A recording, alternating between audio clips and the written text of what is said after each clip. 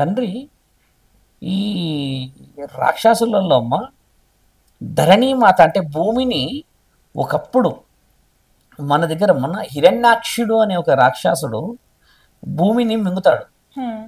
ఆ భూమిని మింగేసేసి ఆ భూమిని మింగేసేసి ఎవరికి కనబడనని చెప్పేసి మొత్తం సముద్ర గర్భంలో వెళ్ళి దాచుకుంటాడమ్మా. భూమిని దాచేసుకుంటాడు వెళ్ళి.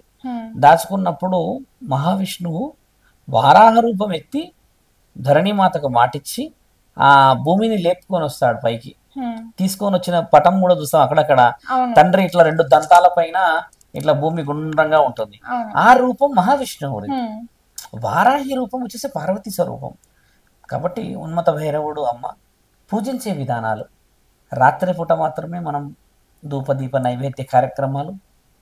3 రోజులు 4 రోజుల ముందు మాంసాహారాలు మానేసి శరీరం అంతా శుద్ధిగా ఉంచుకొని కాళ్ళకు పసుపులు పెట్టుకొని ఇల్లంతా ప్రతిరోజు శుచిగా శుద్ధిగా పెట్టి మనం చేసే కార్యక్రమాలన్నింటిలో కూడా అమ్మవారు నిజంగా ఉన్నది అనే నమ్మకంతో ఒక కోరికను కోరితే ఆ కోరిక కూడా నువ్వు ఎవరికి చెప్పకుండా ఉంటేనే నెరవేరుతుంది అనేదే ఈ గుప్త నవరాత్రుల యొక్క వివరణ.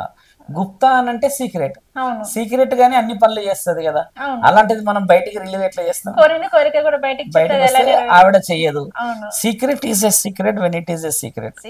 If you reveal a secret you are a secret to the secret అంటే అర్థమైందా? దాన్ని రహస్యంగా పెట్టురానంటే నువ్వు ఒకటి చెవులో చెప్తావు, వానికి ఒకడు ఉంటాడు, ఇంకో దోస్తు వాడో యాన్ చెవులో చెప్తాడు, అయిపోయి అటు ఇటు పోతుంది. కాబట్టి ఇదంతా గుప్తంగా చేయడానికి శాస్త్రీయత ఇంత గొప్పగా ఉంది. మన వాళ్ళందరూ 26వ తారీఖు నుంచి మొదలు 4వ తారీఖు వరకు చేసుకోవాలి.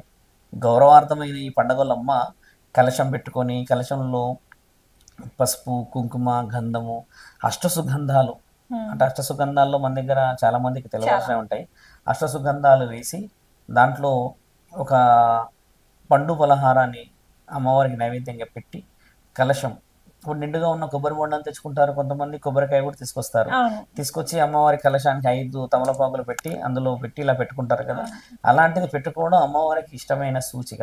ఎందుకంటే విగ్రహారాధన మన దగ్గర అందరి ఇంట్లలో ఉండదు కదమ్మా, కొందరి ఇంట్లలో మాత్రమే ఉండడం చేత కలశాన్ని పెట్టుకొని పూజించుకోవడం శుభసూచకమైన తరుణం. ఎందుకంటే కలశాన్ని చూస్తేనే మనకు అమ్మవారి లాగా కొంతమంది చాలా బాగా అలంకరిస్తారు.